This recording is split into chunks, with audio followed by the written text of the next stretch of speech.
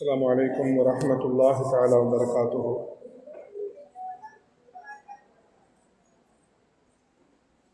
نحمده ونصلي على رسوله الكريم. أما بعد فأعوذ بالله من الشيطان الرجيم. بسم الله الرحمن الرحيم. لقد جاءكم رسول من أنفسكم عزيز عليه ما عنتم حريص عليكم بالمؤمنين رؤوف رحيم. وقال النبي صلى الله عليه وسلم الدين النصيحة أو كما قال صلى الله عليه وسلم. எல்லாம் வல்ல அல்லாஹுவின் அளப்பெரும் அருளினால் அகிலத்தின் அருள்கொடை இதயமெல்லாம் நிறைந்திருக்கும் நமது நபிகள் நாயகம் ஸல்லல்லாஹு அலைஹி வஸல்லம் அவர்களின் உதய தின விழாவையொட்டி நடைபெறுகிற தொடர் சொற்பொழிவு நிகழ்வில் தலைமையேற்று நடத்தி கொண்டிருக்கிற மரியாதைக்குரிய அல்லாமா பி.ஏ. முகமது அபூபக்கர் கிபிலா ஹதரத் ரஹ்மத்துல்லாஹி அலைஹி அவர்களின் மார்க்க கல்வி குழுமங்கள் சார்பாக அதன் நிர்வாக பெருமக்கள் மற்றும் அதனுடைய ஆசிரியர் பெருமக்கள்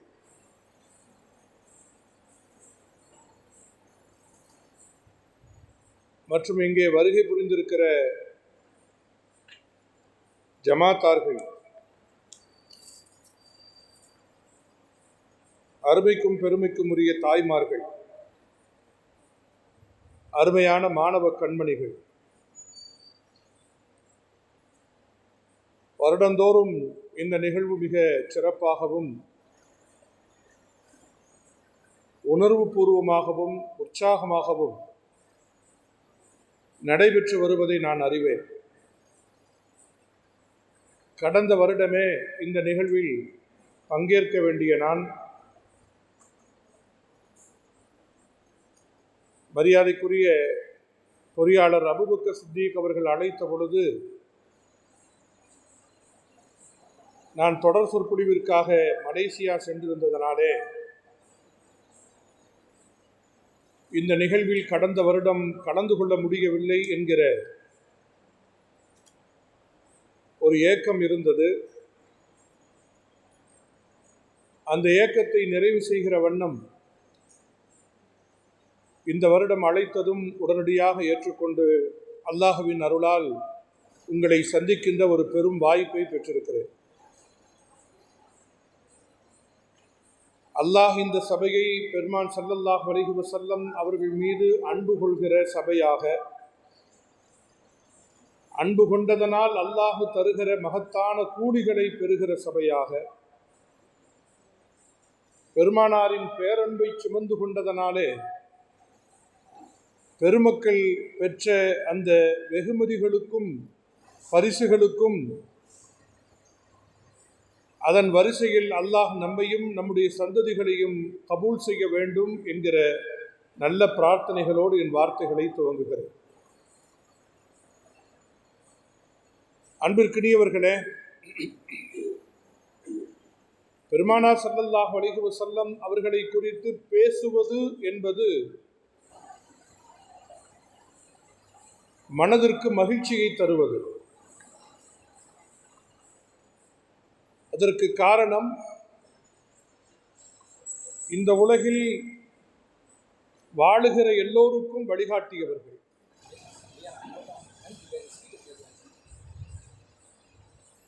இருபத்தி 3 ஆண்டுகால வாழ்வில் பெருமானார் காட்டித் தந்த அந்த வழிமுறைகளை வகுத்தும் தொகுத்தும் பார்த்தால் மலைப்பாக இருக்கிறது.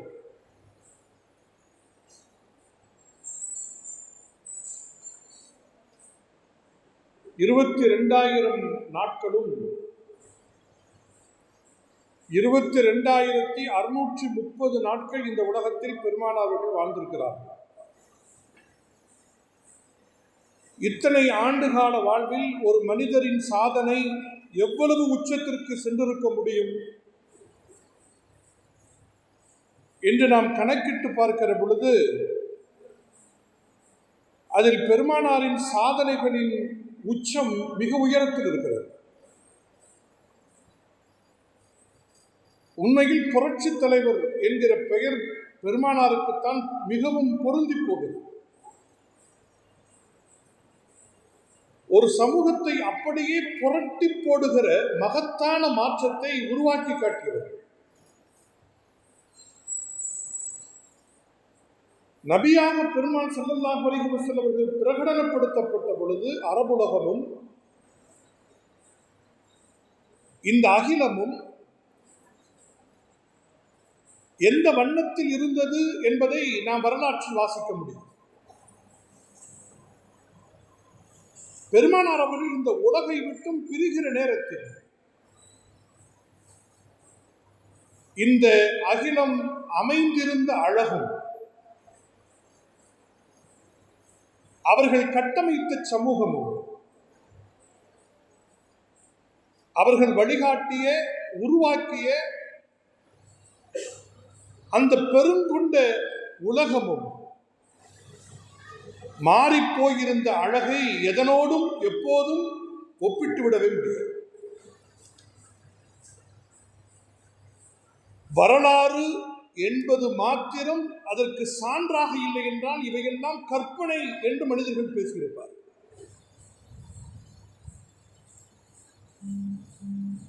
அனைத்து துறைகளிலும் அவ்வளவு ஆழமான புரட்சிகள்,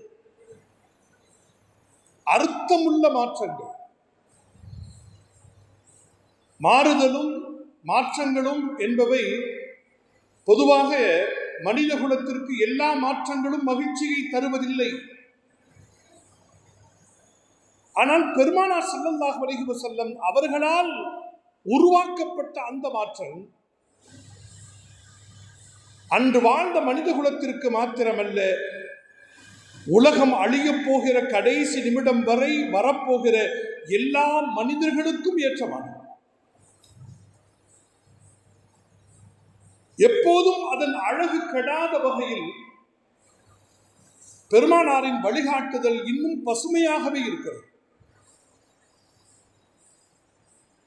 பெருமானாரை போற்றி புகழ்பவர்கள் பெருமானாரின் கொள்கைகளையும் கோட்பாடுகளையும் ஏற்றவர்கள் மாத்திரமல்ல, எதிர் முகாம்களில் இருப்பவர்களாலும் பெருமானாரின் போற்றுதலை, பெருமானாரின் புகழை, பெருமானாரின் பெருமிதத்தை பேசாமல் இருக்க முடியவில்லை.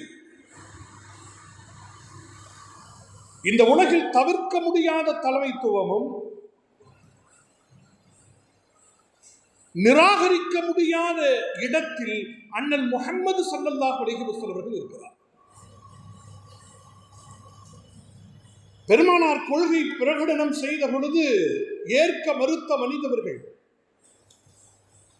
பெருமானாரின் அணிக்கு வர முடியவில்லை என்பது யதார்த்தம். ஆனால்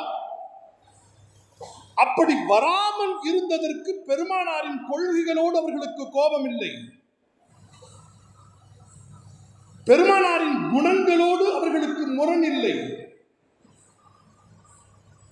சில சொந்த காரணங்கள் ஏற்க அவர்களுக்கு தயக்கத்தை தந்தது. அது குடும்ப ரீதியாக இயல்பாக மனித உணர்வில் கலந்துவிட்ட அந்த பொறாமைதான் அதற்கு காரணமே ஒழிய கொள்கை சரியில்லை என்றோ அந்த கொள்கைகளை சொல்ல வந்த பெருமானாரில் குறை இருக்கிறது என்றோ அவர்கள் விலகி நிற்கவில்லை. காரணம், அழுக்கு தொடாத நெருப்பாக அண்ணல் முஹம்மது ஸல்லல்லாஹு அலைஹி வஸல்லம் வாழ்க்கை தூய்மையாக இருந்தது. நபித்துவ பிரகடனத்தை பெருமான் ஸல்லல்லாஹு அலைஹி வஸல்லம் அவர்கள் அந்த சமூகத்திற்கு எடுத்து வைத்த பொழுது தான் ஒரு நபி என்று பிரகடனம் செய்த பொழுது அந்த பிரகடனத்திற்கு பின்னால் அதற்கான சான்றாக பெருமானார் அவர்கள் முன்வைத்தது எதை? ஒரு தத்துவம், அந்த தத்துவம் சரியானது, அந்த கொள்கை அழகானது என்று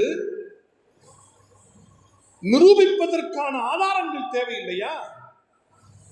அந்த ஆதாரங்களையும் சான்றுகளையும் பெருமானார் ஸல்லல்லாஹு அலைஹி வஸல்லம் அவர்கள் சமர்ப்பித்தது எதை? லகத் லபிஸ்து ஃபீக்கும் உமரன் மின் கப்ல். தன் சொந்த வாழ்வை அப்படியே தூக்கி வைக்கிறார். தான் ஒரு நபி என்று அறிமுகம் செய்ததற்கு பின்னால் அதற்குரிய ஆதாரமாக அண்ணல் முஹம்மது ஸல்லல்லாஹு அலைஹி வஸல்லம் அவர்கள் எடுத்து வைத்த ஆதாரம் என்பது தன் சொந்த வாழ்க்கை. இந்த துணிச்சலும், இந்த தைரியமும், இந்த மனோபலமும் கொள்கைகளை போதிக்க முன்வருபவர்கள் இடத்தில் இருக்க வேண்டிய ஒரு மிக பெரும் முன்மாதிரி. ஒரு தத்துவத்தை உலகத்திற்கு அறிமுகம் செய்ய உனக்கு ஆசை உண்டா? அதற்கான தலைமையும் அதற்கான தகுதியும் உன்னிடத்தில் இருக்கிறது என்றால் உன் சொந்த வாழ்வு அதற்கு சான்றாக இருக்க வேண்டும். இந்த முன்மாதிரி அழகை இந்த உலகத்திற்கு அறிமுகம் செய்து தந்தவர்கள் தான் அண்ணல் முஹம்மது ஸல்லல்லாஹு அலைஹி வஸல்லம் அவர்கள் பெருமக்கள். பல்லாண்டு காலமாக இந்த நிகழ்வு இங்கே நடைபெற்று வருகிறது. எங்களின் ஆசிரியர் தந்தை அல்லாமா முகமது ஷபீர் அலி ஹஜ்ரத் அவர்கள்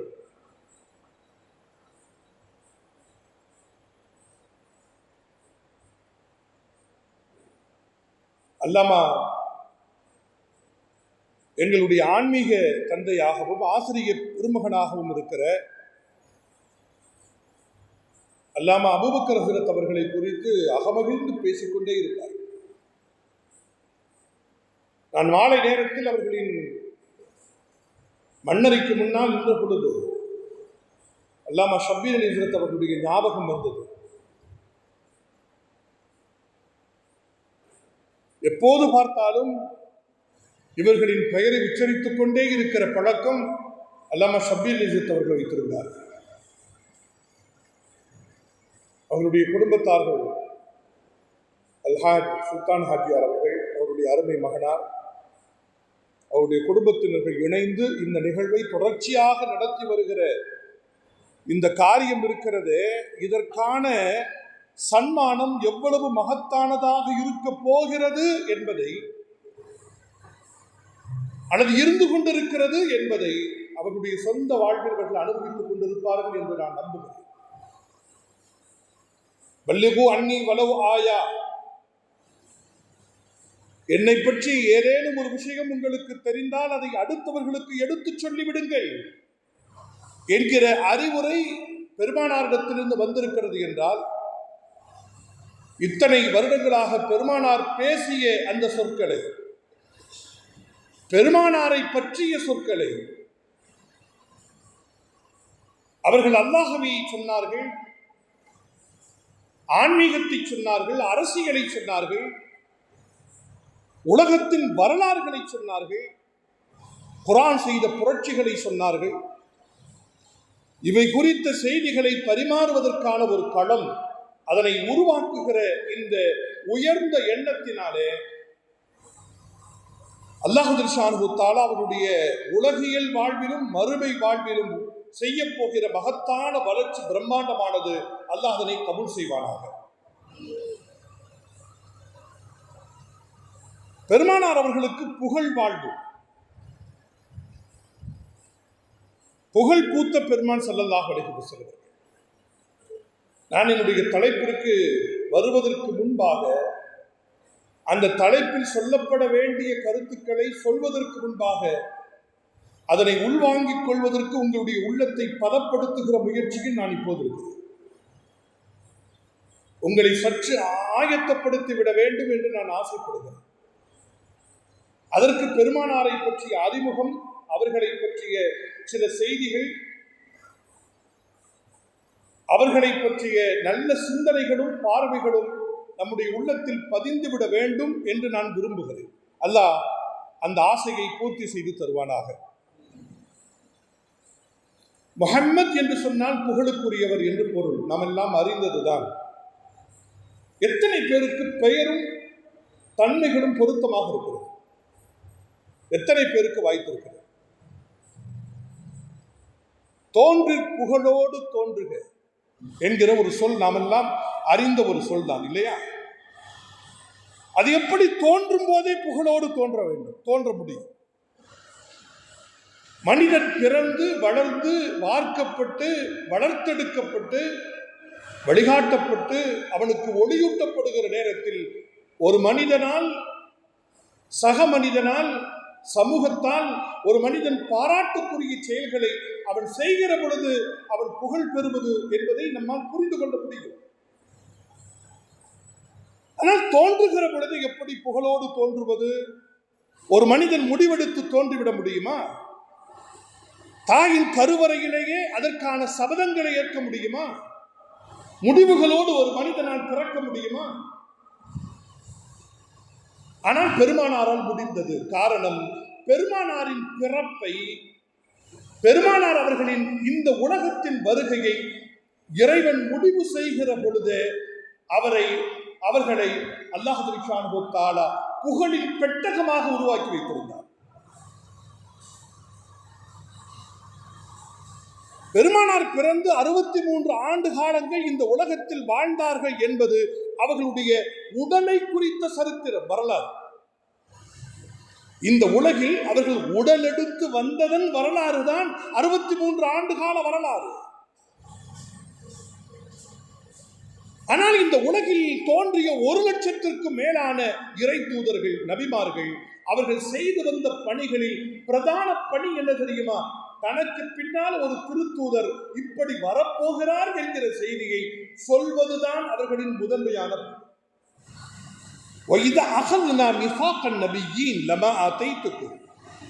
என்கிற அந்த வசனத்தில் அல்லாஹ் இந்த உண்மையைத்தான் உரைக்கிறார்.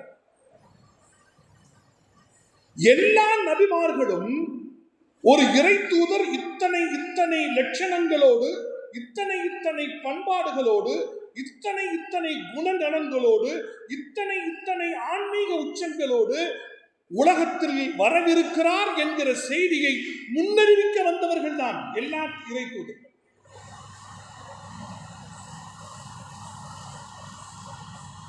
எனவே பிறப்பதற்கு முன்பாகவே எதிர்பார்க்கப்பட்ட நிலையில், எல்லா வேதங்களாலும் முன்மொழியப்பட்ட நிலையில் பெருமானார் ஸல்லல்லாஹு அலைஹி வஸல்லம் பிறப்பு நிகழ்கிறது.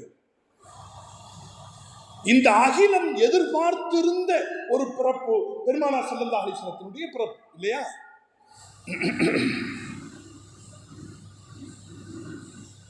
அரிசில் குடியிருக்கிற அல்லாஹ் அண்ணல் முஹம்மது ஸல்லல்லாஹு அலைஹி வஸல்லம் அவர்களை அவ்வளவு உச்சத்தில் அமர வைத்திருந்தார்.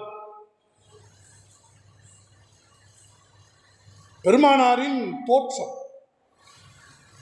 பெருமானாரின் உருவாக்கம்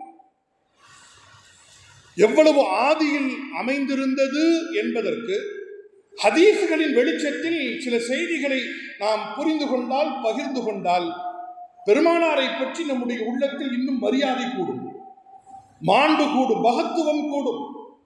அப்படி மாண்பும் மரியாதையும் கூடுகிற நேரத்தில் நம்முடைய ஈமானும் அதிகரிக்கும்.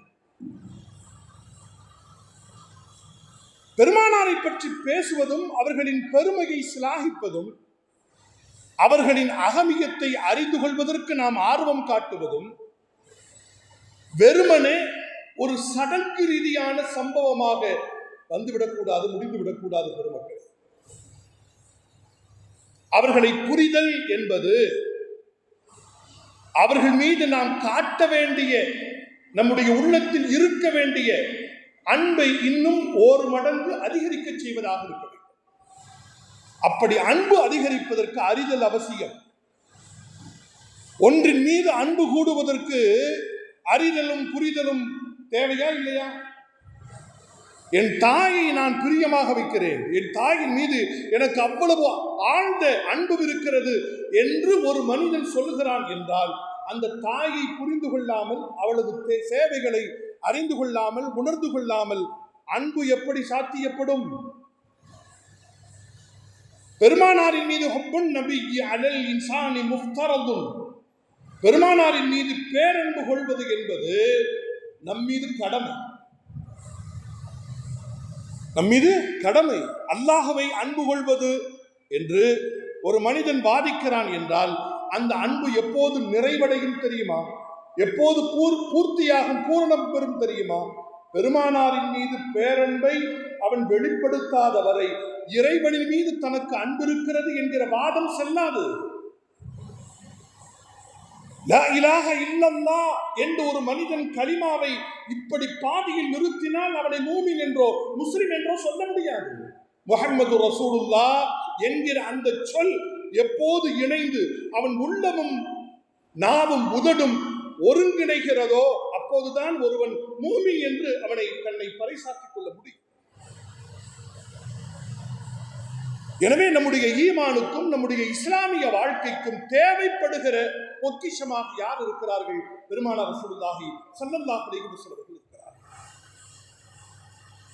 மூமினாக முஸ்லிமாக இருக்கிற நாம் நம்முடைய வாழ்வின் ஒவ்வொரு செயலுக்கு பின்னாலும், ஒவ்வொரு அசைவுகளுக்கு பின்னாலும் அண்ணல் முஹம்மது ஸல்லல்லாஹு அலைஹி வஸல்லம் அவர்கள்தான் நம்மை இயக்கிக் கொண்டிருக்கிறார்கள். அழகிய ஆடைகளை நாம் அணிந்திருக்கிறோம். வாரத்திற்கு ஒரு முறை நகம் களைந்து நம்மை அழகூட்டிக் கொள்கிறோம். முடிகளை கத்தரித்துக் கொள்கிறோம். கண்களுக்கு சுருமாயிட்டுக் கொள்கிறோம். அழுக்கில்லாத உடலாக நம்முடைய உடலை அமைத்துக் கொள்கிறோம். வியாபாரத்தில் ஒழுங்குகளை பேணுகிறோம். குடும்ப வாழ்வில் பேண வேண்டிய ஒழுக்கங்களை நாம் சரியாக முறைப்படி நாம் வாழ்ந்து வருகிறோம். குழந்தைகளை அருமையான முறையில் அவர்களை கட்டமைத்து வாழ்கிறோம். உண்கிறோம், உறங்குகிறோம். எல்லாவற்றிலும் ஒரு ஒழுங்கு இருக்கிறதா இல்லையா?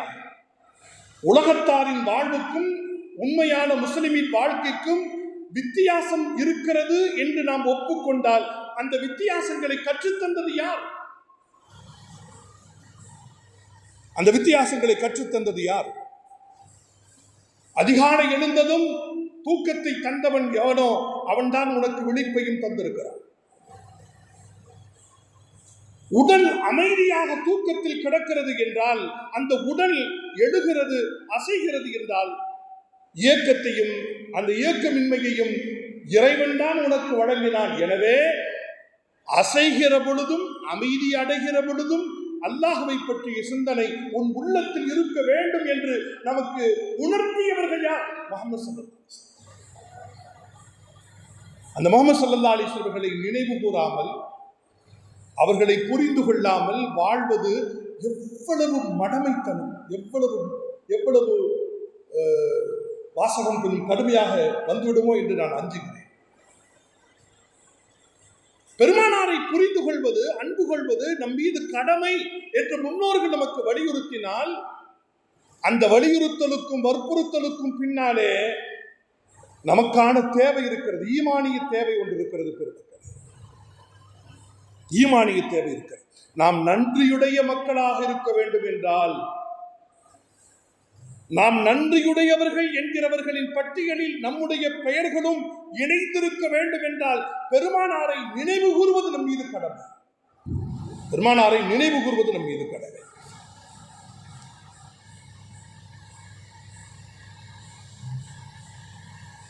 பெருமானாரை யாரெல்லாம் புகழ்கிறார்கள்? படைத்தவன் புகழ்கிறார்கள். குர்ஆன் முழுக்க பெருமானாரை பற்றித்தான் பேசுகிறது, அல்லது பெருமானாரிடத்தில் பேசுகிறது, இல்லையா? நீங்கள் 6666 வசனங்களின் உள்ளடக்கத்திலும் பொதிந்து கிடக்கிற பேருண்மை என்னவென்றால், எல்லா வசனங்களும் பெருமானாரிடத்தில் பேசுகின்றன அல்லது பெருமானாரை பற்றி பேசுகின்றன.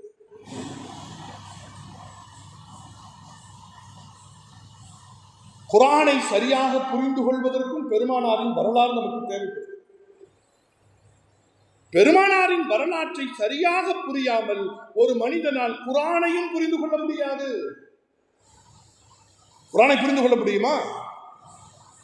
பத்ர் யுத்தத்தை பற்றிய குறிப்புகள் வருகின்றன, ஹுனைன் யுத்தத்தை பற்றிய குறிப்புகள், உஹது யுத்தத்தை பற்றிய குறிப்புகள், பெருமானாரின் குடும்பத்தை பற்றிய குறிப்புகள், பெருமானாரின் வீடு, பெருமானாரின் வீட்டு அறைகள், குஜராத்,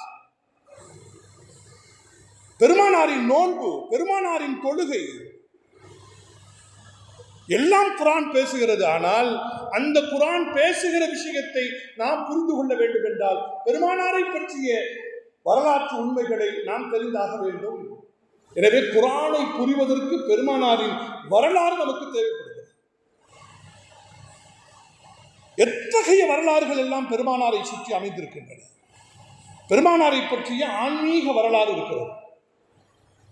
பெருமானார் ஸல்லல்லாஹு அலைஹி வஸல்லம் அவர்களை பற்றிய சமூக பார்வையுடன் அணுகப்பட்ட வரலாற்று தொகுப்புகள் இருக்கின்றன. பெருமானார் ஸல்லல்லாஹு அலைஹி வஸல்லம் அவர்களுடைய குடும்ப வாழ்க்கையை குறித்து பேசுகிற வரலாற்று விஷயங்கள், கருத்துக்கள் இருக்கின்றன. எனக்கு இப்போது தரப்பட்டிருக்கிற தலைப்பு எத்தகையது என்றால், ஸல்லல்லாஹு அலைஹி வஸல்லம் அவர்கள ஒரு டைமென்ஷன், பல டைமென்ஷன்ல பார்க்கலாம்.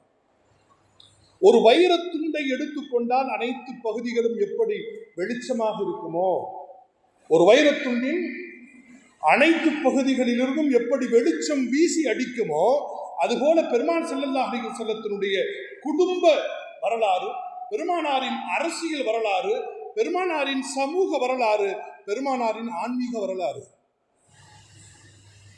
இந்த ஆன்மீக வரலாற்றில் ஒரு துடிதான் எனக்கு தரப்பட்டிருக்கிற தலைப்பு என்று நான் புரிந்து கொள்கிறேன். அர்ஷின் மொழியில் அண்ணல் முஹம்மது ஸல்லல்லாஹு அலைஹி வஸல்லம்.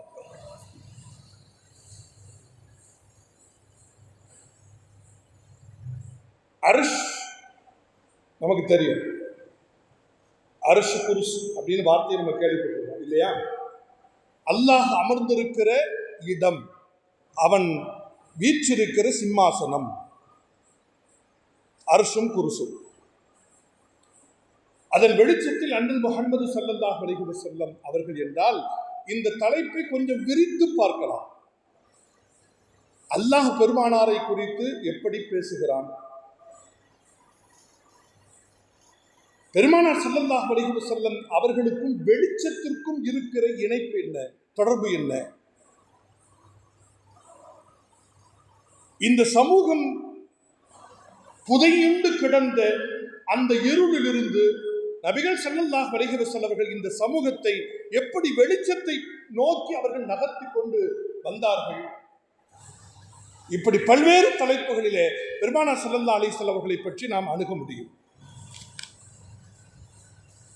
அன்பிற்குரியவர்களே, நபிகள் ஸல்லல்லாஹு அலைஹி வஸல்லம் அவர்கள் அல்லாஹ்விடத்தில் எத்தகைய இடத்தை பெற்றிருந்தார்கள் என்றால், அல்லாஹ் குர்ஆனிலே சொல்கிறான், மன் யுத்திஇர் ரசூல ஃபகத் அத்தா அல்லாஹ். யார் ரசூலுக்கு கட்டுப்பட்டு வாழ்கிறாரோ அவர் அல்லாஹ்விற்கு கட்டுப்படுகிறார். பெருமானாரின் சொல்லை ஒருவர் கேட்டு நடந்தால் அவர் கேட்டு நடப்பது பெருமானாரின் சொல்லை அல்ல, அல்லாஹ்வின் சொல்லை. குர்ஆனில் இப்படி ஒரு வசனம் இருக்கிறது, இன் குன்தும் துஹிப்பூனல்லாஹ் ஃபத்தபிஊன். நான் அல்லாஹ்வை நேசிக்கிறேன் என்று ஒருவர் சொல்கிறார், நபியே நீங்கள் அப்படி சொல்பவரிடத்தில் சொல்லுங்கள், ஃபத்தபிஊனி, என்னை பின்பற்றி வா. என்னை பின்பற்றாமல் இறைவனின் நேசத்தில் நான் இருக்க போகிறேன் என்கிற அந்த வாதம் செல்லுபடியாகாது. அல்லாஹ்விற்கும் ரசூலுக்கும் மத்தியில் இருக்கக்கூடிய தொடர்புகளையும் உணர்வு பூர்வமான அந்த இறுக்கத்தையும் நாம் புரிந்து கொள்ள வேண்டும். குர்ஆன்ல இன்னொரு வசனம் இருக்கிறது, இன்னல்லதீன யுபாயிஊனக இன்னமா யுபாயிஊனல்லாஹ். நபியே, உங்களிடத்தில் யார் கைப்பிடிச்சு பையத் செய்றாங்களோ அவங்க யார்கிட்ட பையத் செய்றாங்க தெரியுமா? இன்னமா யுபாயிஊனல்லாஹ். அவர்கள் அல்லாஹ்விடத்தில் பையத் செய்கிறார்கள். அல்லாஹ்விடத்தில் அவர்கள் பையத் செய்கிறார்கள். அல்லாஹ்விற்கும் அவருடைய ரசூலுக்கும் இருக்கிற அந்த ஆழமான தொடர்புகளை குர்ஆனை திறந்து ஓதி பார்த்தால் இது மாதிரி 1000 வசனங்களை எடுத்து சொல்ல முடியும். பெருமக்கள்,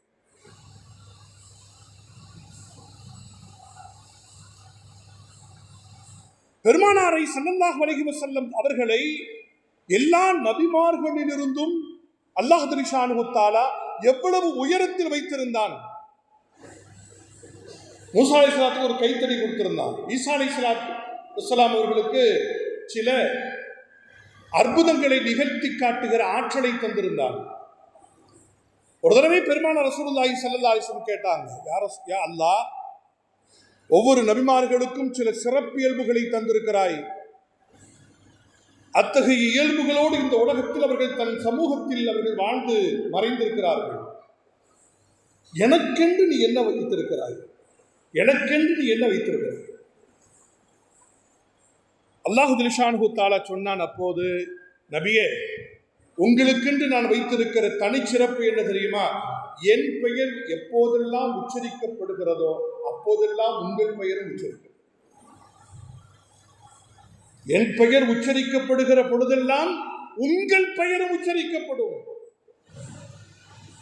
நீங்கள் கலிமாவில் லா இலாஹ இல்லல்லாஹ் முஹம்மது ரசூலுல்லாஹ், பாங்கில அஷ்ஹது அல்லா இலாஹ இல்லல்லாஹ் அஷ்ஹது அன்ன முஹம்மது ரசூலுல்லாஹ், குத்துபாவில ரசூலுல்லாஹ்வுடைய பேர் இருக்கு. ஏன் தொழுகையிலும் கூட வஜ்ஜஹது வஜ்ஹிய லில்லதி ஃபதர ஸமாவாத்தி வல் அர்த் என்ற வஜ்ஜகத்தில் ஆரம்பிக்கிற அந்த தொழுகை கடைசியில் முடிகிற பொழுது அல்லாஹும்ம ஸல்லி அலா சய்யிதினா முஹம்மதின் வ அலா ஆலி சய்யிதினா முஹம்மதின் என்று அத்தஹியாத்தில் நிறைவடைகிறது என்றால்,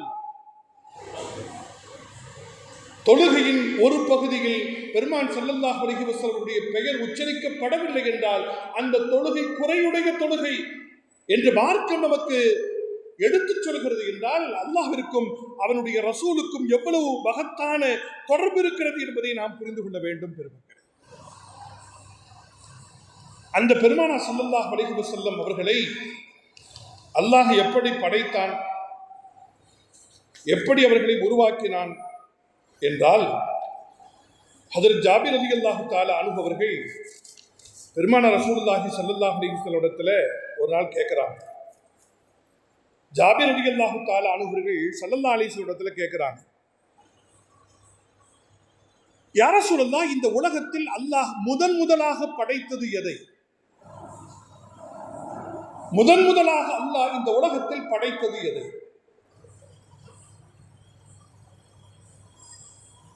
இந்த கேள்விக்கு ரசூலுல்லாஹி ஸல்லல்லாஹு அலைஹி வஸல்லம் சொன்ன பதில் என்ன தெரியுமா? அவ்வளு மா ஹலக்கல்லாஹு நூறு ஹபீபி, அல்லாஹ் இந்த உலகத்தில் முதலில் படைத்தது அல்லாஹ்வின் தூதராக இருக்கிற என்னுடைய நூரை என்றார்கள் பெருமானார் ரசூலுல்லாஹி ஸல்லல்லாஹு அலைஹி வஸல்லம். ரொம்ப ஆழமாக சிந்திக்க வேண்டிய ஒரு மிக முக்கியமான ஒரு விஷயம் அது, இல்லையா? ஆதம் அலைஹிஸ்ஸலாத்து வஸ்ஸலாம் அவர்கள் இந்த உலகத்தில் படைக்கப்பட்டார்கள். அவர்கள்தான் மனித தோற்றத்தில் முதலாவதாக வந்தவர்கள் என்பது வரலாற்று பார்வையோடு அணுகுகிற அந்த பார்வைக்கு அது உண்மைதான், இல்லை என்று சொல்ல முடியாது. உடலெடுத்து வந்ததில் ஹஜ்ரத் ஆதம் அலைஹிஸ்ஸலாத்து வஸ்ஸலாம் அவர்கள் முதன்மையானவர்கள் என்றால், ஒளியெடுத்து உருவாக்கப்பட்டதில் ஹஜ்ரத் முஹம்மது ஸல்லல்லாஹு அலைஹி வஸல்லம் அவர்கள் தான் முதன்மையானவர். இதற்கு ஒரு வரலாற்று சம்பவத்தை நாம் புரிந்து கொள்ள வேண்டும். பிதாயா வன் நிகாயா அப்படின்னு ஒரு கிதாப் இருக்கு. அல்லாமா இப்னு கஸீர் ரஹ்மத்துல்லாஹி அலைஹி அவர்கள் தொகுத்த ஒரு புத்தகம் அது. அந்த நூலில் ஒரு சம்பவத்தை எழுதுகிறார்கள். நாம் எல்லாம் கேள்விப்பட்டு இருக்கிற ஒரு சம்பவம் தான் அது. ஹஜ்ரத் ஆதம் அலைஹிஸ்ஸலாத்து வஸ்ஸலாம் அவர்கள் படைக்கப்பட்டு உலகத்திற்கு அவர்கள் அனுப்பப்படுகிற நேரத்தில் இறைவனுக்கு மாறு செய்ததை எண்ணி அல்லாஹ்விடத்தில் அவர்கள் மன்னிப்பு கோருகிற பொழுது, அல்லாஹும்ம இன்னி அஸ்அலுக பிஹக்கி முஹம்மதின் ஸல்லல்லாஹு அலைஹி வஸல்லம் ஃபக்ஃபிர்லி அப்படின்னு கேட்கிறாங்க.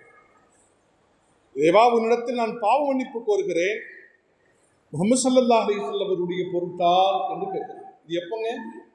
உலகம் படைக்கப்பட்ட ஆரம்ப தினத்தில் ஹஜ்ரத் ஆதம் அலைஹிஸ்ஸலாத்து வஸ்ஸலாம் அவர்கள் உச்சரித்த ஒரு வார்த்தை. அப்ப அல்லாஹ் கேட்டான், பிஹக்கி முஹம்மதின் என்று ஒரு பெயரை நீ சொல்லியிருக்கிறாயே, உனக்கு நான் அந்த முகமது இன்னும் படைக்கலையே, அவருடைய பெயரால் உன்னிடத்தில் நான் கேட்கிறேன் இறைவா, பாவங்களை மன்னித்து விடு என்று கேட்கிறாயே, நான் இன்னும் படைத்திருக்கவில்லையே. அப்போது ஆதம் அலைஹிஸ்ஸலாத்து வஸ்ஸலாம் அவர்கள் சொன்னார்கள், இறைவா, என்னை உயிர் கொடுத்து எழுப்புகிற நேரத்தில் அரிஷின் தூணில் ஒரு வார்த்தை பொறிக்கப்பட்டிருந்தது, லா இலாஹ இல்லல்லாஹ் முஹம்மது ரசூலுல்லாஹ் என்று பொறிக்கப்பட்டிருந்தது. உன் பெயருக்கு பக்கத்தில் இன்னொரு பெயர் பொறிக்கப்பட்டிருக்கிறது என்றால் கண்டிப்பாக உனக்குடைய விருப்பத்திற்குரியவராகத்தான் அது இருக்க வேண்டும் என்று நான் நம்பினேன். அதனால்தான் படைக்கப்படவில்லை என்றாலும் பின்னால் வரப்போகிற அவரை வைத்துக் கொண்டு உன்னிடத்தில் அந்த பாவ மன்னிப்பை நான் கோருகிறேன் என்று கேட்ட பொழுது அல்லாஹ் ஜல்ல ஷானஹு தஆலா சொன்னான், சதகத்தை ஆதம், அதம் நீ உண்மைதான் சொல்லியிருக்கிற அப்படின்னு சொன்னதோடு நிறுத்திக் கொள்ளாமல் அல்லாஹ் அடுத்து சொன்னான், லவ்லா முஹம்மது லமா ஹலக், அந்த முஹம்மது இல்லைன்னா உன்னை நான் படைத்திருக்க மாட்டேன் என்று சொன்னான். லவ்லா முஹம்மது லமா ஹலக், பின்னால் வரப்போகிற முஹம்மது ஸல்லல்லாஹு அலைஹி வஸல்லம் இல்லை என்றால் உன்னை நான் இப்போதே படைத்திருக்க மாட்டேன் என்றால், அன்பிற்குரியவர்களே, நாம் யோசனை செய்து கொள்ள வேண்டிய மிக முக்கியமான ஒரு விஷயமாக அது இருக்கிறது என்பதை நாம் புரிந்து கொள்ள வேண்டும். பெருமக்களே,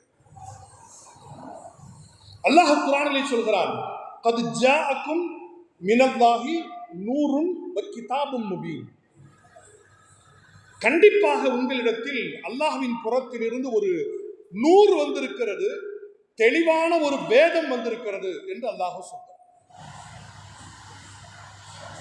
தெளிவான வேதம் வந்திருக்கிறது. யாரு? எது? குர்ஆன். தெரியும் நமக்கு. ஒரு நூறு வந்திருக்கிறது என்று அல்லாஹ் இங்கே நூறு என்று குறிப்பிட்டது யாரை என்றால் அண்ணல் முஹம்மது ஸல்லல்லாஹு அலைஹி வஸல்லம் அவர்களை. ஏன் பெருமான் ஸல்லல்லாஹு அலைஹி வஸல்லம் அவர்களை நூறு என்று குறிப்பிடுகிறான் என்றால் அர்ஷ் நூறு தான். அர்ஷ் உடையவன் நூறு தான். அல்லாஹு நூறு ஸமாவாத்தி வல் அர்த். தங்கத்திலிருந்து பெயர்த்தெடுக்கப்படுவது தங்கமாகத்தானே இருந்தாக வேண்டும் இல்லையா? ஒரு தங்கத்திலிருந்து பெயர்த்தெடுக்கப்படுவது தங்கமாகத்தான் இருந்தாக வேண்டும். அன்பிற்குரியவர்களே, இங்க வேதத்தை நான் அனுப்பியிருக்கிறேன், ஒரு வெளிச்சத்தை நான் அனுப்பியிருக்கிறேன் என்று அல்லாஹ் பெருமான் ஸல்லல்லாஹு அலைஹி வஸல்லம் அவர்களை நூறு என்று குறிப்பிடுகிறான் என்றால், பெருமக்கள் இந்த வசனத்திற்கு ஒரு இணைப்பை நமக்கு சொல்லித் தருகிறார்கள். என்ன இணைப்பு தெரியுமா? குர்ஆன் என்கிற அந்த வேதத்தை பெருமானார் என்கிற வெளிச்சத்தை வைத்துத்தான் படிக்கிறோம். அப்போதுதான் அந்த வேதம் தெளிவாக புரியும். இருட்டில் படிக்க முடியுமா? ஒரு புத்தகத்தை இருட்டில் படிக்க முடியுமா? படிக்க நினைத்தால் அது சாத்தியமா? முடியாது. அப்போ ஒரு புத்தகத்தை படிப்பதற்கு எப்படி ஒரு வெளிச்சம் தேவையோ, திருக்குர்ஆனை வாசிப்பதற்கு பெருமானார் என்கிற வெளிச்சம் தேவைப்படுகிறது. அதற்கு ஆயிஷா அம்மா சொன்னாங்க, ரசூலுல்லாஹ் எப்படி இருப்பாங்க? கான ஹுலுகுஹு குர்ஆனான்னாங்க. பெருமானாருடைய குணங்கள் குர்ஆனாக இருந்தது. அப்ப குர்ஆனும் பெருமானாரின் குணமும் ஒன்றுதான். எப்படி வாழ வேண்டும் என்று குர்ஆன் சொன்னதோ அப்படி வாழ்ந்த ஒரு அடையாளம் தான் அண்ணல் முஹம்மது ஸல்லல்லாஹு அலைஹி வஸல்லம் இல்லையா? அன்பிற்குரிய பெருமக்களே, அது மாத்திரமல்ல, நபிகள் நாயகம் ஸல்லல்லாஹு அலைஹி வஸல்லம் சொன்னாங்க, அன மின் ஹியாரின் இலா ஹியார், நான் நல்லவர்களிலிருந்து தொடர்ச்சியாக வந்திருக்கிறேன், நல்லவர்களிடத்தில் வந்திருக்கிறேன் அப்படின்னு சொன்னார். இது நம்ம புரிஞ்சுக்க வேண்டிய ஒரு விஷயம். இறைவனின் படைப்பாக, ஆதி படைப்பாக இருக்கிற அண்ணல் முஹம்மது ஸல்லல்லாஹு அலைஹி வஸல்லம் இந்த உலகத்தில் கிபி 570 பிறக்கிறார்கள் என்றால் அதுவரை அவர்களுடைய வரலாற்று தொடர் அல்லாஹ் படைத்த அந்த நிமிடத்திலிருந்து துவங்குகிறது என்றால் நல்லவர்களிலிருந்து வந்த அந்த வருகை நல்லவர்களின் வழியாகவே தொடர்ந்து வந்தது. பெருமானாரின் வம்சம் அப்படித்தான் இருக்கும், தூய்மையா இருக்கும், பரிசுத்தமா இருக்கும். பெருமானாரின் வம்சத்தொடர் அவ்வளவு பரிசுத்தமானது, பாதுகாக்கப்பானது, அவ்வளவு மரியாதையும் மாண்பு மிக்கதாக அது இருந்தது என்பதை பார்க்கிறோம். மௌலிதில் ஒரு அருமையான வாசகம் வரும், மாஸால நூறு முஹம்மதின் முத்தனக்கிலா ஃபித் தய்யிபீன வத்தாஹிரீன ஸவில் உலா. இருக்குதா? சொல்லுங்க, யார் படிக்கிறது? யார் இருக்கா? மஸால நூறு முஹம்மதின் முத்தனக்கிலா في الطيبين والطاهرين ذوي العلا. என்ன அர்த்தம்? முஹம்மது ஸல்லல்லாஹு அலைஹி வஸல்லத்தினுடைய அந்த பேரொளி புரண்டு கொண்டே வந்தது. في الطيبين والطاهرين, நல்லவர்களிலும் தூய்மையானவர்களிடத்திலும் அது புரண்டு கொண்டே வந்தது. அந்த ஒளி பாதுகாப்பா வந்து சேருது. அந்த ஒளி பேரொளி பாதுகாப்பாக வந்து சேர்கிறது. குர்ஆன்ல ஒரு வசனம் இருக்குதுங்க. ஆன்மீக பெரியவர்கள் இந்த வசனத்திற்கு பல மணி நேரம் விளக்கம் சொல்வார். என்ன விளக்கம் தெரியுமா? அல்லாஹ் சொல்கிறான், அல்லதி யராக ஹீன தகூம் வ தகல்லுபக ஃபி சாஜிதீன். அல்லதி யராக ஹீன தகூம், நபியே நீங்கள் தொழுது கொண்டிருக்கிற அந்த காட்சியை, அந்த நேரத்தை அல்லாஹ் பார்க்கிறான். தொழுது இருக்கிறதே அல்லாஹ் பார்க்கிறான். ஒத்த கல்லுபக்க ஃபி சாஜிதீன், அப்படி வணங்கி வழிபடக்கூடியவர்களில் நீங்கள் புரண்டு புரண்டு வந்ததையும் அல்லாஹ் பார்த்தவராக இருக்கிறார். அல்லாஹ் அந்த வம்சம் இருக்கிறது, நபிகள் நாயகம் ஸல்லல்லாஹு அலைஹி வஸல்லம் அவர்களுடைய அந்த வம்சம் அவ்வளவு தூய்மையாக இருந்தது என்பதை நாம் புரிந்து கொள்ள முடிகிறது. பெருமக்களே, நபி ஸல்லல்லாஹு அலைஹி வஸல்லம் அவர்கள் தங்களுடைய பிறப்பை எடுத்துச் சொல்கிற பொழுது ஒரு கட்டத்தில் இப்படி சொன்னார்.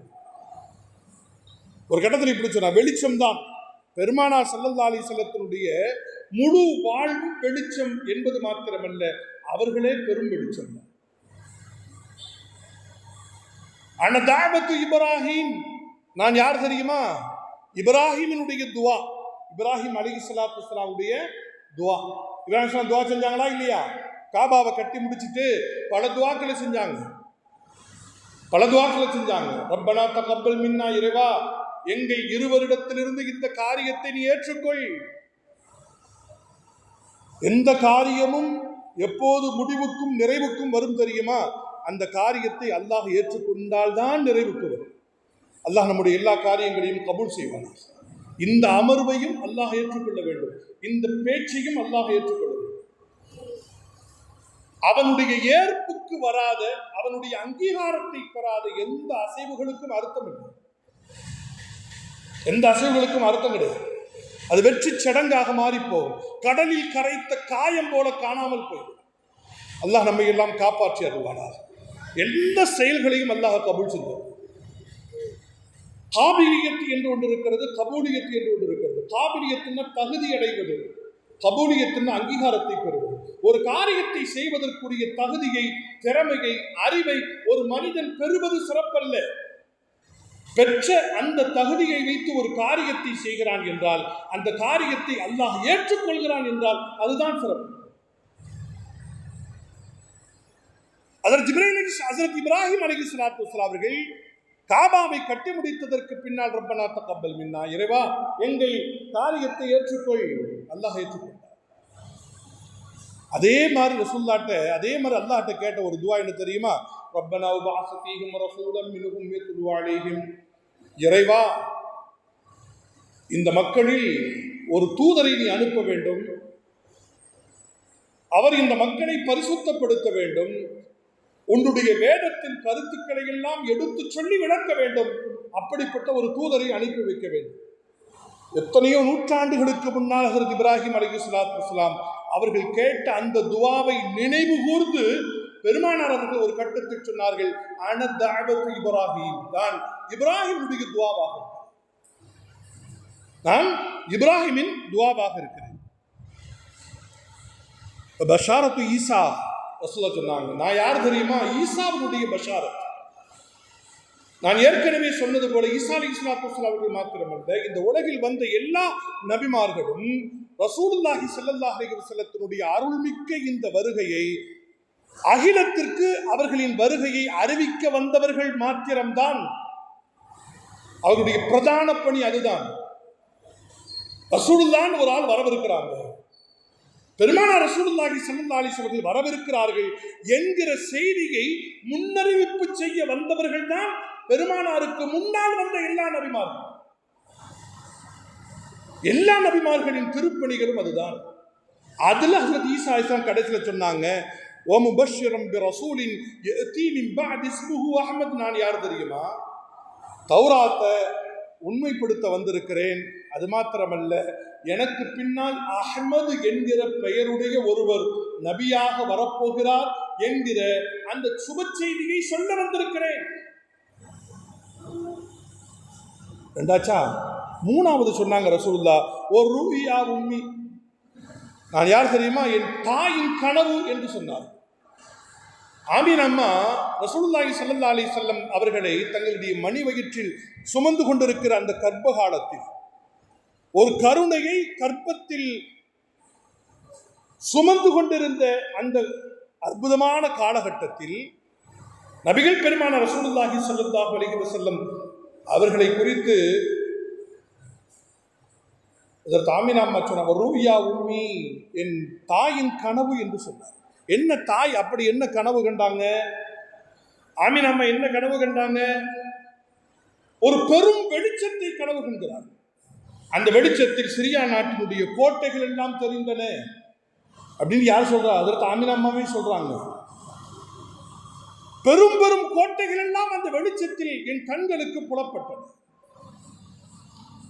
அப்படின்னா, கண்ணியமிக்கவர்களே, பெருமானார் அவர்கள் அதற்கு ஆமீனா அம்மாவுடைய மணி வயிற்றில் இருக்கிற நேரத்தில் ஒரு பெரும் வெளிச்சத்தில் புதையுண்டு கிடந்த பெரும் கோட்டைகள் எல்லாம் ஆமீனா அம்மா அவர்களுடைய கண்களுக்கு தெரிந்தன என்றால் அங்கே சுமந்திருந்தது பெருமானார் என்கிற பெரும் வெளிச்சத்தில்.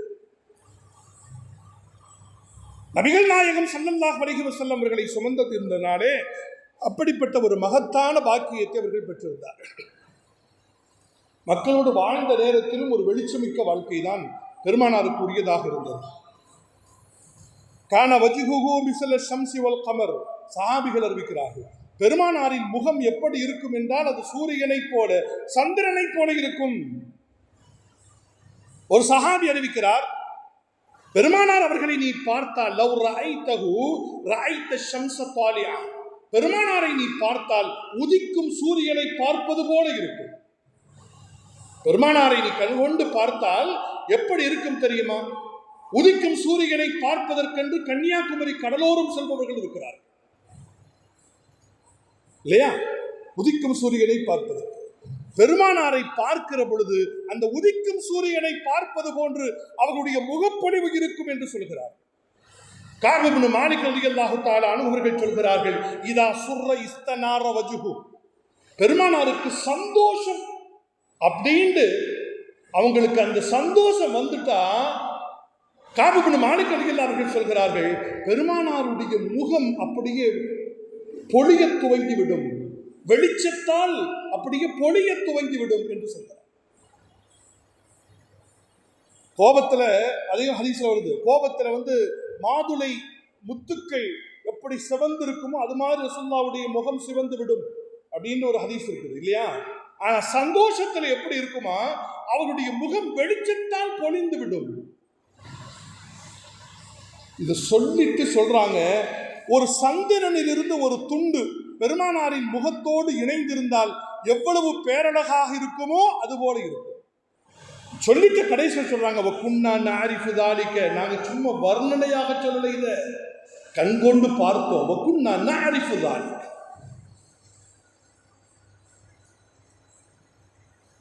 ஹஜ்ரத் இப்னு அப்பாஸ் ரலியல்லாஹு தஆலா அவர்கள் சொல்கிறார்கள், பெருமானாருடைய உடல் அழகு ஷமாயிலு திருமதியில ரசூலுல்லாஹ்வுடைய நகங்கள், ரசூலுல்லாஹ்வுடைய விரல்கள், ரசூலுல்லாஹ்வுடைய தாடி, ரசூலுல்லாஹ்வுடைய பாதங்கள், ரசூலுல்லாஹ்வுடைய புருவம், ரசூலுல்லாஹ்வுடைய தலைமுடி, ரசூலுல்லாஹ்வுடைய தாடி, ரசூலுல்லாஹ்வுடைய மூக்கு, ரசூலுல்லாஹ்வுடைய கண் எல்லாத்தையும் பற்றி வர்ணனைகள் உண்டு.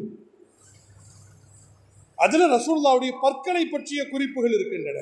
ரசூலுல்லாஹி ஸல்லல்லாஹு அலைஹி வஸல்லத்தினுடைய பற்களில் சற்று இடைவெளி இருக்கும். ரசூலுல்லாஹ்வுடைய பல்ல இணைந்திருக்காம சின்ன சின்ன இடைவெளிகள் இருக்கும். ஹஜ்ரத் இப்னு அப்பாஸ் ரலியல்லாஹு அவர்கள் அறிவிக்கிறார்கள், பெருமானார் ரசூலுல்லாஹி ஸல்லல்லாஹு அலைஹி வஸல்லம் அவர்கள் வாய் திறந்து சிரிக்கிற பொழுது அவர்களுடைய பற்களின் இடைவெளியிலிருந்து வெளிச்சம் வீசிக்கொண்டிருக்கும். பெருமானார் ஸல்லல்லாஹு அலைஹி வஸல்லமுடைய பற்களின் இடைவெளியிலிருந்து வெளிச்சம் வீசிக்கொண்டிருக்கும் என்று சொல்கிறார். ஹதரத் ஜாபீர் ரலியல்லாஹு தஆலா அன்ஹு அவர்கள் அறிவிக்கிறார்கள் ஹதீஸ். 14ஆம் இரவு மஸ்ஜித் நபவியில் நான் அமர்ந்திருக்கிறேன். வானில் பார்க்கிறேன், வட்ட நிலா வட்டமிடுகிறது. நபவிக்குள்ளோ பெருமானார் ஸல்லல்லாஹு அலைஹி வஸல்லம் அவர்கள் இருக்கிறார்கள். வெளிச்சமிக்க இந்த வதனத்தையும் வானில் வட்டமடிக்கிற அந்த நிலவையும் நான் மாறி மாறி பார்க்கிறேன். அழகும் பொலிவும் எழிலும் எது? அந்த நிலவா, அல்லது மண்ணில் இருக்கிற இந்த நிலவா, அல்லது விண்ணில் இருக்கிற அந்த நிலவா என்று நான் மாறி மாறி பார்க்கிறேன்.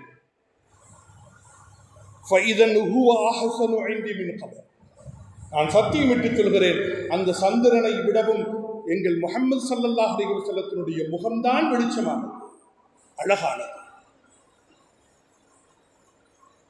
ஆக அன்பிற்குரியவர்களே, இப்படி பல்வேறு நிலைகளிலே அண்ணன் முஹம்மது ஸல்லல்லாஹு அலைஹி வஸல்லத்தினுடைய அந்த ஆன்மீக ரீதியாக இருக்கிற அந்த உச்சத்தை நாம் அடையாளம் தெரிந்து கொள்ள முடியும். பெருமக்களே,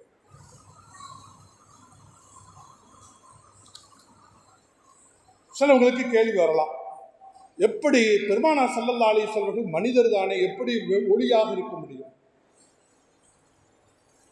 ஒளியாக இருப்பவர் எப்படி மனிதராக முடியுமோ அப்படி மனிதராக இருப்பவர் ஒளியாகவும் இருக்கும். புரிந்து கொள்வதற்கு ஒரு வரலாறு இருக்கிறது. மரியம் அலைஹிஸ்ஸலாத்து வஸ்ஸலாம் அவர்கள் ஹஜ்ரத் ஈசா அலைஹிஸ்ஸலாத்து வஸ்ஸலாம் அவர்களை மணி வயிற்றில் சுமந்து கொண்டிருக்கிற நேரத்தில் பயந்துட்டாங்க. என்ன ஆக போகுதுன்னு தெரியல. அப்போ ஹஜ்ரத் ஜிப்ரீல் அலைஹிஸ்ஸலாத்து வஸ்ஸலாம் அவர்கள் மரியம் அலைஹிஸ்ஸலாத்து வஸ்ஸலாம் அவர்களுக்கு முன்னாடி வந்து நிற்கிறாங்க. ஃபஅர்ஸல்னா இலைஹா ரூஹனா ஃபதமஸ்ஸல லஹா பஷரன் சவியா. அல்லாஹ் அந்த சம்பவத்தை இப்படி பதிவு செய்கிறான். நாம் ஜிப்ரீலை நாம் அனுப்பி வைத்தோம். அப்படி அனுப்பி வைக்கிற பொழுது ஜிப்ரீல் அவர்கள் ஒரு மனிதனின் தோற்றத்தில் வந்து நின்றார்கள். ஒரு மனிதனின் தோற்றத்தில் வந்து நிற்கிறார்கள். யார் வந்தது? யாருங்க? ஜிப்ரீல் அலைஹிஸ்ஸலாம். ஜிப்ரீல் அலைஹிஸ்ஸலாம் எதனால படைக்கப்பட்டவங்க? ஒளியால படைக்கப்பட்ட. எல்லா மலக்குகளும் ஒளியால், எல்லா ஜின்களும் நெருப்பால், எல்லா மனிதர்களும் மண்ணால், இல்லையா? அப்ப ஒளியால் படைக்கப்பட்டவர் எப்படி ஒரு மனிதராக மாறி நிற்கிறாரோ அதுபோல பெருமான் ஸல்லல்லாஹு அலைஹி வஸல்லம் அவர்கள் அன்பிற்குரியவர்களே மனிதராக இருப்பவர்கள் ஒளியாகவும் இருக்கிறார்கள். இந்த உண்மையை நம்ம புரிஞ்சுக்கணும். எடக்கு பேசணும்னு நினைச்சிட்டா எல்லாத்துலையும் எடக்கு பேசலாம். நம்ம ஆட்கள் நிறைய பேர் இருக்கிறாங்களா இல்லையா? எடக்கு பேசணும், எல்லாத்துலையும் எடக்கு பேசணும். ஒரு இது மாதிரி தான் ஒரு வீட்டில்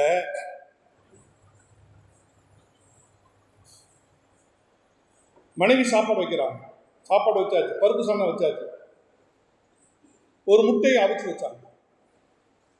கணவருக்கு கொஞ்சம் முன்கோபி, ஏன் முட்டையை அவிச்சு வச்சிருக்க, பொறிச்சு வைக்க வேண்டியதானே. சரி, இந்த மனுஷனுக்கு பொரிச்ச முட்டை பிடிக்கும் போல தெரியுதுன்னு அடுத்த நாள் வேற சால்னா வச்சு ஒரு முட்டையை பொறிச்சு வச்சாங்க. அடுத்த நாள் வந்து கேட்டாரு, இந்த முட்டையை அவிச்சு வைக்க வேண்டியதானே.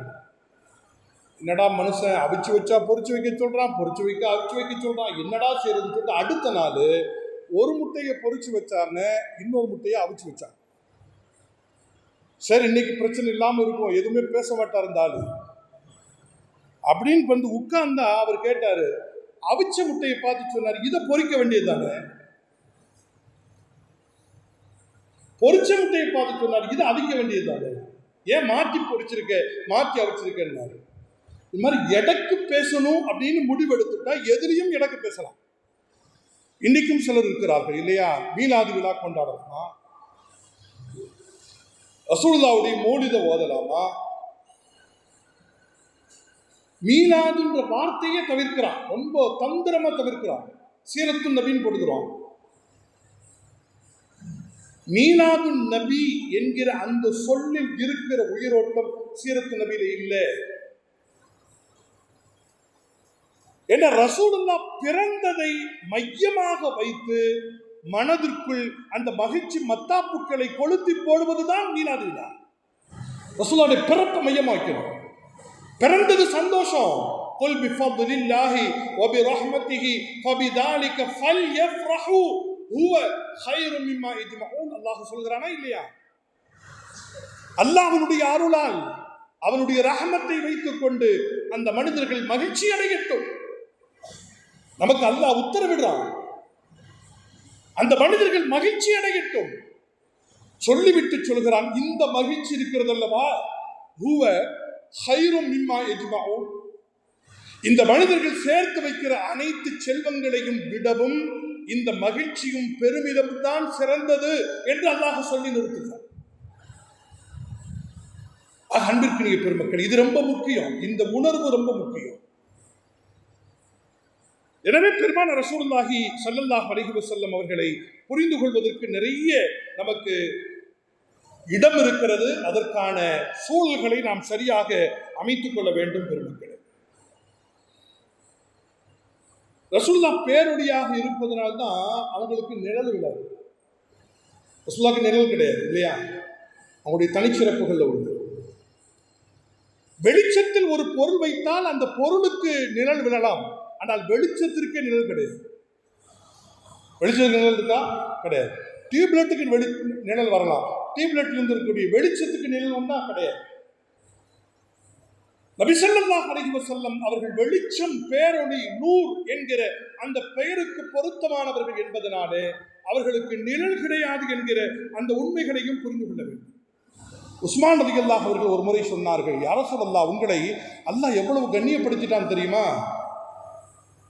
உங்களுடைய முபாரக்கான ஆசார்களில், உங்களுடைய முபாரக்கான சின்னங்களில் எத்தகைய நிலைகளிலும் அவமதிப்பு வந்துவிடக்கூடாது, கண்ணிய குறைவு வந்துவிடக்கூடாது என்பதற்காக உங்களுடைய உடலிலிருந்து இருக்கக்கூடிய நிழலை அல்லாஹ் பூமியில் பதியாமல் தவிர்த்தான்.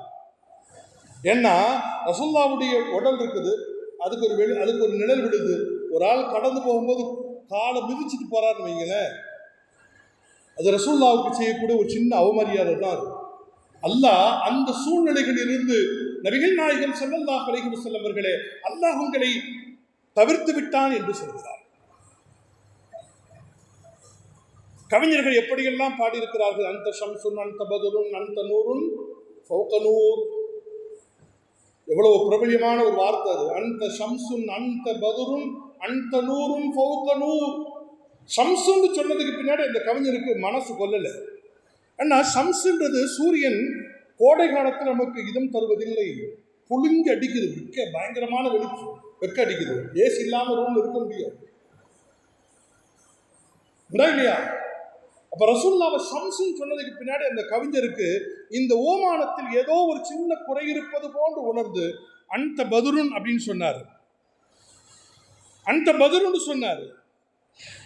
பதுர் என்று சொல்லும் போது கூட அவருக்கு ஒரு மனசு வரல, இரவுல மட்டும்தானே பதுர் வருது, பகல்ல இல்லையே. ரசூலுல்லாஹ் எப்போதும் நபிதானே, எல்லோருக்கும் நபிதானே, எல்லோருக்கும் இதம் தருபவர் தானே, எல்லோருக்கும் அருள் காட்டுபவர் தானே, அவரால் எவரும் சிரமம் அடைந்ததில்லையே. ஒரு சொல்லை சொல்கிற பொழுது பெருமானாருடைய வாழ்க்கையும் இந்த சொல்லும் அப்படியே பொருந்தி போகிறதா என்று கவிஞர் அப்படியே மன்றாடி கொண்டிருக்கிறார். என்ன செய்யறதுன்னு யோசிக்கிறார். அந்த ஷம்சுன்னு சொன்னா ஒரு விஷயம் இடிக்குது, அந்த பதுருன்னு சொன்னா இன்னொன்னு இடிக்குது, கடைசியில நூறுன்னு சொல்றாரு. அந்த உன்னிக்கு ஒரு வெளிச்சம் யார சொல்லலாம் அப்படின்னு சொல்றாரு. வெளிச்சம் போது அவருக்கு இன்னொரு விஷயம் வருது. ஒரு விளக்கில் ஏற்றி வைக்கக்கூடிய வெளிச்சம் காற்று வீசினால் வெளிச்சம் அணைந்து போகுது. அல்லது திரியில் ஏற்றி வைக்கிற அந்த வெளிச்சத்திற்கு திரி வேண்டும், மண்ணெண்ணெய் வேண்டும், இல்லைன்னா வெளிச்சம் வராது. அப்ப ரசூலுல்லாஹ் எதோடும் சார்ந்திருக்க வேண்டுமா?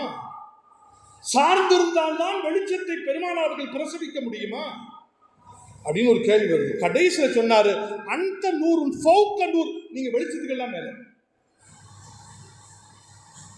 நீங்க வெளிச்சத்துக்கெல்லாம் மேல. ரசூலுல்லாஹ்வை புகழ் பாட வந்த பெரும் கவிஞர்கள் எல்லாம் பெருமானாரின் வாழ்வை அப்படியே உள்வாங்கிக் கொண்டு அதனை கவிதைகளில் அழகிய வார்த்தைகளை கொண்டு கவிதைகளாக வடிக்கிற நேரத்தில் கடைசியில் அந்த கவிஞர்களுக்கு திருப்தி வராது.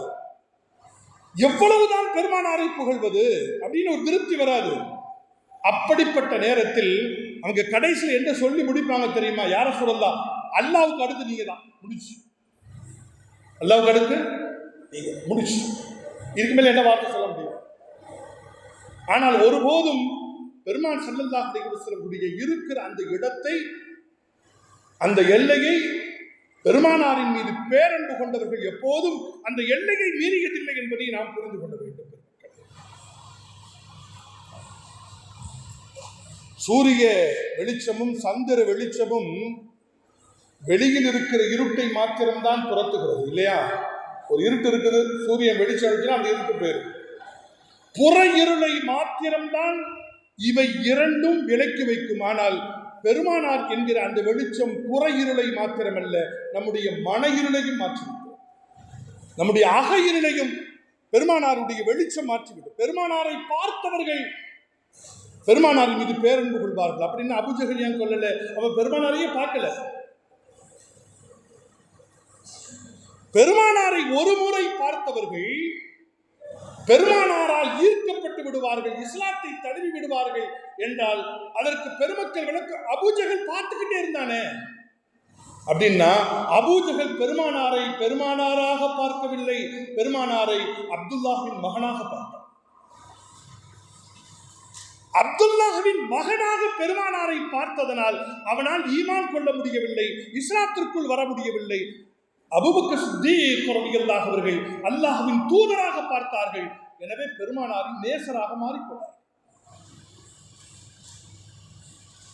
எத்தனை வரலாற்று சம்பவங்கள்! பெருமானாருக்கு முன்னால் பெருமானாரை எதிர்க்க வந்தவர்கள், பெருமானாரை விமர்சிக்க வந்தவர்கள், பெருமானாருக்கு ஆபத்துகளை விளைவிக்க வந்தவர்கள் பெருமானாரை தாங்குகிற காம்புகளாக மாறி போனார்களா இல்லையா?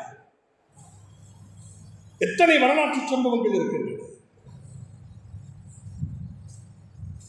இந்த வாளுக்கு பெருமானாரின் தலையை நான் கொய்யப் போகிறேன் என்று சூளுரைத்து வந்தவர்கள் ஹஜ்ரத் உமர் ரலியல்லாஹு அன்ஹு. அந்த உமர் ரலியல்லாஹு அவர்கள் பெருமானார் வஃபாத்தான செய்தியை கேள்விப்பட்டதற்கு பின்னால் அந்த சமூகத்திற்கு என்ன சொன்னார்கள்? பெருமானார் இறந்து விட்டார்கள் என்கிற செய்தியை எவரேனும் சொன்னால் அவருடைய கழுத்தை கொய்து விடுவேன் என்று சொன்னார். எவ்வளவு பெரிய சேஞ்ச் அது, எவ்வளவு பெரிய மாற்றம் அது!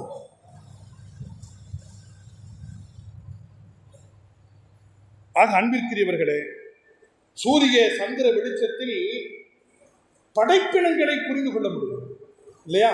ஒரு சூரிய வெளிச்சம் அடிக்குது, ஒரு பூ மலர்ந்திருக்கிறது, ஒரு வீடு அழகாக வண்ணம் பூசப்பட்டிருக்கிறது, ஒரு குழந்தை அழகாக சிரிக்கிறது, ஒரு தோட்டம் அழகாக ரம்மியமாக இருக்கிறது. படைப்பினங்களை சூரிய சந்திர வெளிச்சத்தில் பார்த்து அதன் அழகை ரசிக்க முடியும், படைப்பினங்களை பார்க்க முடியும் சூரிய சந்திர வெளிச்சத்தில். ஆனால் பெருமான் ஸல்லல்லாஹு அலைஹி வஸல்லம் அவர்கள் என்கிற அந்த வெளிச்சத்தில் படைப்பினங்களை அல்ல, படைத்தவனையே பார்க்கிறோம், அல்லாஹ்வையே பார்க்கிறோம். இப்படி மகத்தான மாண்புகளை கொண்ட அந்த பெருமானார் ரசூலுல்லாஹி ஸல்லல்லாஹு அலைஹி வஸல்லம் மீது நாம் பேரன்பு கொள்ள வேண்டும். இது மாதிரியான வாய்ப்புகளை நாம் வரமாக கருத வேண்டும். வரலாற்று விஷயங்களை உள்வாங்கிக் கொண்டு முதலில் நாமும் அறிந்து கொள்ள ஆசைப்பட வேண்டும். நம்முடைய பிள்ளைகளுக்கும் அதனை கற்றுக் கொடுக்கும். சொன்னாங்களா இல்லையா? என்னை பற்றி, என் குடும்பத்தை பற்றி, குர்ஆனை பற்றி குழந்தைகளுக்கு சொல்லிக் கொடுக்கும். அது இந்த காலத்துக்கு ரொம்ப அவசியம். நம்முடைய பிள்ளைகள் நம்முடைய கண்களை விட்டும் தூரமாக இருக்கிற நேரத்தில் அவருடைய இதயம் களவாடப்பட்டு விடுகிறது, அவருடைய மூளை சலவை செய்யப்பட்டு விடுகிறது, அவருடைய இதயம் நொறுங்கி விடுகிறது. இத்தகைய ஆபத்துகள் எல்லாம் விளையாமல் இருக்க வேண்டும் என்றால் நம் கைக்குள் இருக்கிற காலகட்டத்திலேயே அவர்களுக்கு சரியான முறையை, சரியான கல்வியை, சரியான ஞானத்தை, பெருமானாரின் மீது நேசத்தை, முஹப்பத்தை விதைத்து விட வேண்டும். அல்லாஹ் அதற்கெல்லாம் தௌஃபீக் செய்வானாக. அல்லாஹ் சுப்ஹானஹு வ தஆலா இந்த காரியங்களை புரிந்து கொள்வானாக. பெருமானாரின் மீது பேரன்பு கொண்ட அவர்களின் நேசர்களாக அல்லாஹ் நம்மை எல்லாம் உருவாக்கி தருவானாக.